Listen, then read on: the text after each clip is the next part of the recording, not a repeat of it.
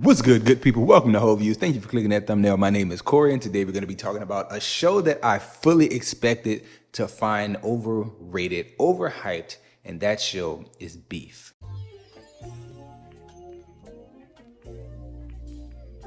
The weekend that Beef premiered on Netflix, anybody who talked about TV shows and movies did all they could to gush about the show.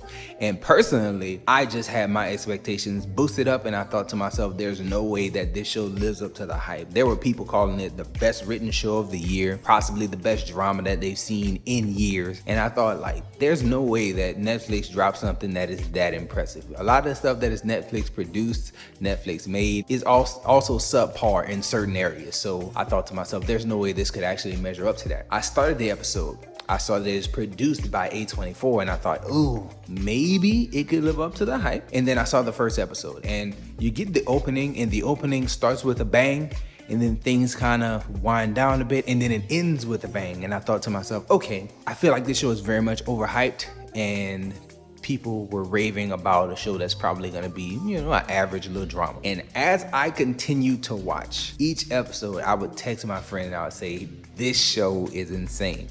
To the point where when I got to the last 2 or 3 episodes, I thought to myself, this lives up to the hype, absolutely. The way the story is woven through all these characters. The fact that most of what happens in this show is relatively mundane. And if you take the singular instances and put them in the lives of, any average person, you'll probably have a collective of things or a few things that are just, well, that happens sometimes. But the fact that all those little things kept happening to those two people because of one simple decision, it made the show feel very, very, very enthralling. And it from episode to episode, I thought to myself, man, I can't get enough of it. It took about 3 episodes for me to really be all the way in, but by the time you got to about episode 5 or 6 and things really got crazy for our main 2 characters, I thought, yo, this is actually as impressive as people were talking that weekend that it dropped. So full disclosure being a necessary thing, I must mention that I am not a drama fan. I don't like to sit there and watch a lot of dramatic shows, things that just talk about life.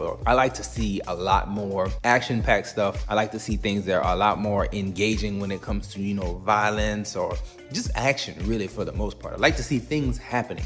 And the things that happen in this show are really, really connected to real life. You have the relationship drama between Amy and her husband. You have all the financial turmoil that's in Danny's life and the horrible decisions that he's made as a person. There's so many things that come into play. And if you take those singular instances, I think to him throwing away his brother's college applications, that's a big deal. But at the same time, there's someone in the world who's done that. But you take that and you couple it with the fact that he ran the wrong wiring through his parents' house, and it caught fire, and he was the construction company licensed to do it. So filing a claim is only gonna bankrupt his company. It's like, oh man, those things happen, but they don't all happen to like the same person. I enjoyed every single character that we had on display here. I liked Isaac, I liked Amy, I liked Danny, I liked Paul, I liked everybody involved. Even George, as weird and as goofy as he was, George to me was one of the first characters that I saw get cheated on in a show from the male aspect, the man getting cheated on. Normally I have some level of sympathy